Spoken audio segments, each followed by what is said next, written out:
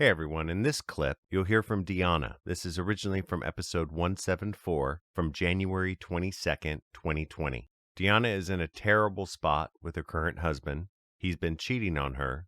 There's insight into an illegitimate child that he may or may not know about, but the panel picked up, and she's concerned about whether staying with him or leaving him is even possible because of financial concerns. Hope you enjoy the clip.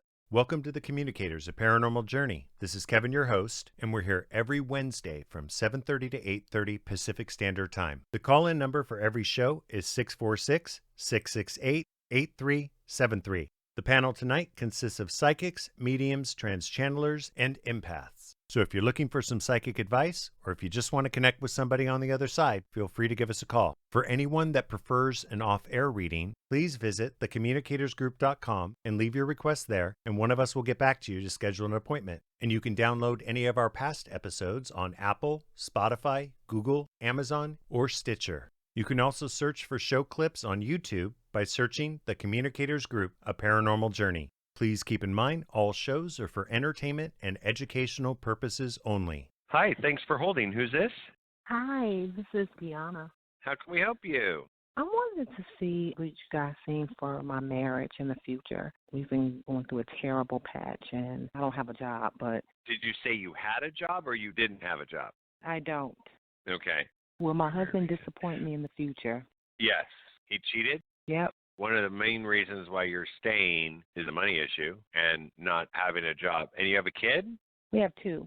Who's the young little girl? I don't have a young little girl. I have a 15-year-old boy and a 19-year-old girl. No, it's not the 19-year-old girl. Well, I'll put that on the side. But there's something about a little girl that's in and around you somewhere. So just keep your eyes out for that. But I do get he'll disappoint you again. I get that you will need to find some kind of money coming towards you. But I think you're the one that has all the control to decide when or if. Am I right with that? You mean like I have the control to end my marriage or continue it? Yeah. Like, I don't get that you have to worry about him saying, I want to divorce you because I want to go be with this other person. I get you have the basic control over how this plays out. I get that you can stick it out and stay in the marriage and try to live happily ever after, or stick with the marriage, say you're going to give it a try, but at the same time start looking for a job, or you just say, hey, that's it. I can't trust you. And I'm going to go on my own here, and we're going to get a divorce, and you cheated, and I can prove that. And so I will be getting child support, and I'll be getting spousal support, and I'll be getting all this kind of stuff. Those are the three different things that I see for you based on the fact that really you're the one holding the power. Right. Do you feel like that he will disappoint me as far as cheat in the future? Yeah. We're going to counseling, and they think he likes the counselor, and he's a male. And so I'm thinking that he really is like, he's acting like he's into it. Like, okay, I want to get my life right. I want to have my marriage. I want to have my wife. I love him, but I don't want to be disappointed in the future. Dionna, I see that this is not the first time this has happened, and I get that it's not going to be the last. I do believe that he wants to get his life together in terms of have a better marriage with you and stick it out. But I just see that he's going to return back to the old habits sooner or later. I agree with Kevin, and it's up to you whether you're going to put up with it or not. But I don't see him changing completely. He will change some, but I see that he will disappoint again in the future. When you first called and you first talked, I just got a huge hit of those three different timelines that you could travel down. So with that knowledge and with knowing what Edgar is saying and picking up that he'll do it again, he's done it before, you having the opportunity to be going to counseling right now, you can alter any of those future outcomes that we just told you because there's a therapist there. You know, if you think he's dedicated and he really wants to make this work, then just bring up concerns. How do we ensure it doesn't happen in the future? What are we going to put into place so that there's a safeguard against this happening in the future? Now, knowing that it can happen in the future, you can focus on avoiding it, you know, because there's always an avoidance, you know. So one of them was making it work in the marriage and living happily ever after. One was making it work in the marriage long enough for you to get on your own 2 feet and leave. And the other one was just saying, screw it, and just divorcing altogether. So Just know that knowing some of this information, you can really use it to your advantage if your number one goal is to try to stay together and make this work. Just safeguard against what me and Edgar are saying. Go ahead, Linda. I'm going to be very, very honest. You are getting tired of being disrespected. That's one. It slowly has your esteem going down because you're wondering whether you caused this problem.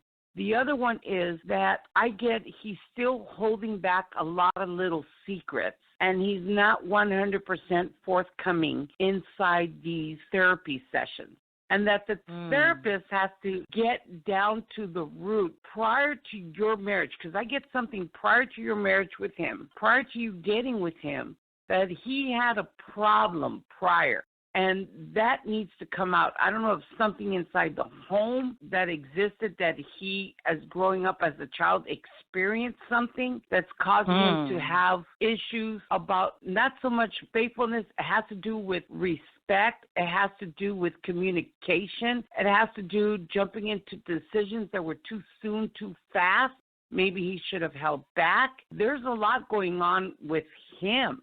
And I think he needs a few therapy sessions along with this therapist so this therapist could get out more of the little secrets and the little lies. But I get that this problem, it's trying to get him to change a habit that he's an alcoholic. Oh, he's an alcoholic. Yep. There you go. Then he has problems from way back. He has relationship issues, and I want to say it starts inside the home. Cheating, it's about not having respect for oneself. It's not having respect for the person who you're cheating on. It's about respect. It's about learning how to be in a relationship with truth and honesty and integrity. And he's already blown integrity and honesty out the window. And when someone blows those two things, it's hard to regain it. He needs to come forward with a lot of truth that's causing him to drink, that's causing him to be unfaithful. But it's also dragging you down emotionally that you're starting to question your own self. And they're saying, no, she's strong, Linda. She loves him. She wants to work it out. But how much are you going to go further down the line before it literally knocks you down? You're also fighting within yourself. You're digging deep inside to even wake up in the morning and say good morning to him and then wonder, is he coming back and what's going to come through that door? Do you need to walk on those eggshells?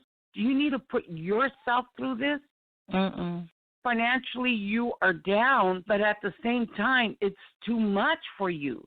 You're trying to hold yourself together so strong, but at the same time, how much of your dignity and respect that you deserve that you're letting go. He needs to also acknowledge that. And you need to go into the therapist and say, we're healing this relationship, but how do I heal too? And he needs to come forward with this little girl that Kevin was talking about. I kept seeing that he has a child somewhere else. And I think that's the girl that Kevin was picking up. Where would he have a child at? It could have been out of one of the relationships that he got involved in. But I do see another child somewhere too. Does he know that? I get that he probably doesn't know, but I do see that he does have a child somewhere, but he probably doesn't even know. Sometimes these one-night stands can't produce a child. Is it like a child like my kid's age, like 15, or is it like 4, 3, 2, 1, like what? I get something younger, like maybe 4 or 5. Kevin, what age were you seeing the young child? I didn't get as old as 5. I can remember me as 5, but a young kid, like around 3 years old or so. But you know what, Leslie? Right now, you got to set that to the side because it's not about that child right now. Right now, it's about you and him. But he needs to go into that therapy. I get issues from family prior to you. I get a lot of things that need to come out. If he's going to come out clean, then he's got to come all the way clean. You said he likes coming to this man. We only seen him one time. It seems like he's comfortable because we've gone to someone else, and he was not happy with them. They didn't connect. The last time that we had an appointment, he was saying, I want to see you by yourself, talking to him. He said, you got to come clean. Come clean about everything. Look at that. Everything I said, he has to come clean. So I think you need to put your foot down, like Kevin says, and you're going to have to be the shot caller here. Do you feel like that the therapy will get this stuff out of him? It's not so much getting it out of him because he has to be the participant, but any kind of therapy with a therapist is all good. And they know when they're sitting in front of a manipulator, and they know how to deal with people with addictions. So all therapy is good. He's willing, but he needs to be motivated. But at the same time, you know, while you're over there being the cheerleader for him, who's your cheerleader to start picking up your pieces? Because you also need to get yourself together. You don't want to be dependent on another person for finances, but then again, where's your respect? Where's your dignity? And the trust and honesty, can you really trust him? These are all issues that you should also be talking to a therapist. And then at some point, if the two therapists feel that you both should come together and sit in a session together, let them choose the time. We can't because we're not professional therapists. I'm just a clairvoyant medium. But this is what I feel, that this man needs to come clean to you. And then it's up to you at that point, like Kevin said, it's all in your hands. If he does have that child that's 3 years old, then you need to come to an understanding, okay, I accept you did this or I can't.